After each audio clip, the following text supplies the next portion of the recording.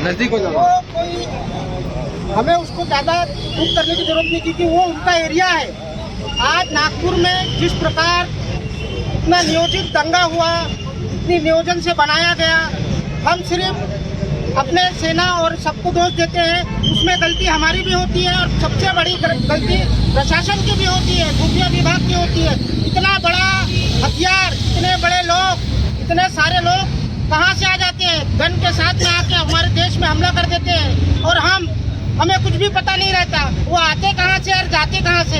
हम सिर्फ यहाँ पर श्रद्धांजलि देने आते हैं। हमारा भी कुछ कर्तव्य बनता है। जिस प्रकार शोभा यात्रा निकलती है रामनवमी में और बहुत सारे दुर्गा उत्सव होते हैं, उसी में औरंगजेब की औलादे कई प्रकार की घटनाएं को अंजाम देता है। प्रशासन उसके तरफ बिल्कुल ध्यान नहीं देता, क्योंकि वो सिर्फ ये देखता है कि हिंदुओं का कार्यक्रम 10 बजे के अंदर समाप्त हो जाना चाहिए, रामनवमी की शोभा यात्रा समाप्त हो जाना चाहिए।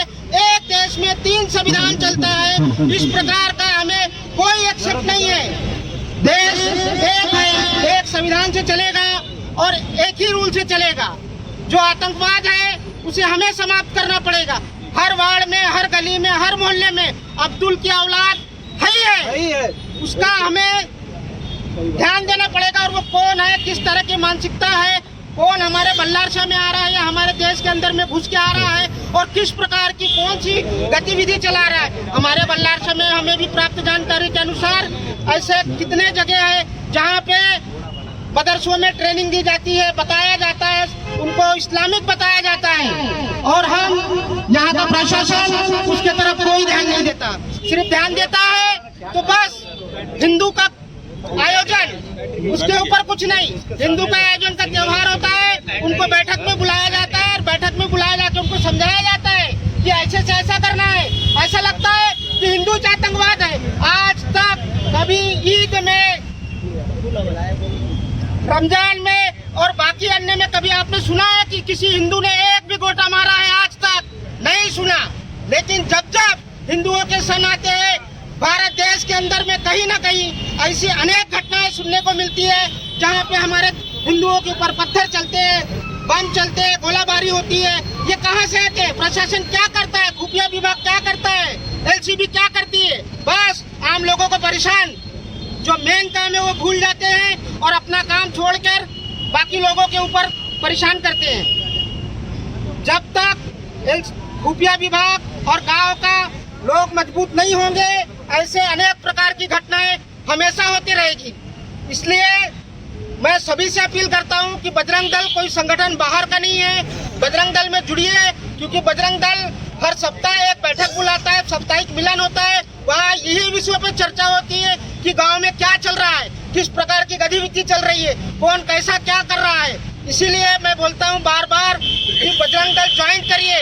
बजरंग दल ज्वाइन करने से, हर वार्ड से, हर अपने मोहल्ले से अगर 5-5 कार्यकर्ता भी रहे तो हमको हमारे गांव में क्या चल रहा है उसकी जानकारी चलेगी, देश में किस प्रकार की गतिविधि चलेगी उसकी जानकारी चलेगी और हम उसको रोक सकते हैं। बस इतना ही बोलना था। जय हिंद, जय श्री राम। शिवाजी महाराज की, छत्रपति शिवाजी महाराज की, छत्रपति संभाजी महाराज की, परम पूज्य डॉक्टर बाबा साहब अम्बेडकर की, परम पूज्य डॉक्टर बाबा साहब अम्बेडकर की। हर हर हर हर।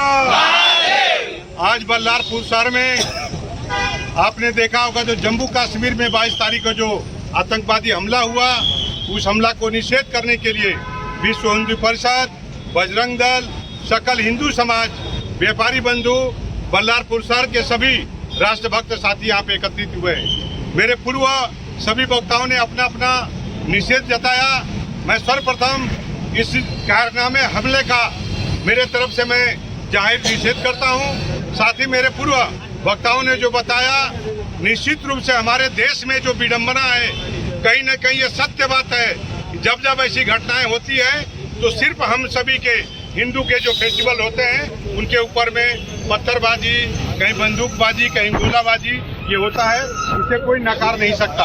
और कहीं किंतु एक आधी घटना घटी होगी, मगर अपवाद तरीके, मगर सबसे ज्यादा हमारे त्योहारों पे सारी चीजें होती है। साथियों, उसी के तहत जो पुलवामा में जो हमला हुआ, आपने देखा होगा पहलगाम का, वहाँ पे जैसे हम बोलते हैं ना कि धर्म और अपना आतंकवाद और राष्ट्रवाद, ये सारी चीज़ों को जब हम अलग अलग करते हैं और बार बार जब बात आती है, हमारे ही देश में कुछ ऐसे लोग हैं बार बार बोलते हैं कि हमारा देश में संविधान खतरे में है, हमारी जान खतरे में है, कोई भी छोटी अगर विषय होता है। मगर 3-4 दिन से जितने भी हरामखोर जो लीडर थे, जो हमेशा से देश के अंदर रहते हैं, देश का खाते हैं, लेकिन दूसरे देश की बात करते हैं, सबसे पहले मैं उनका निषेध करता हूँ।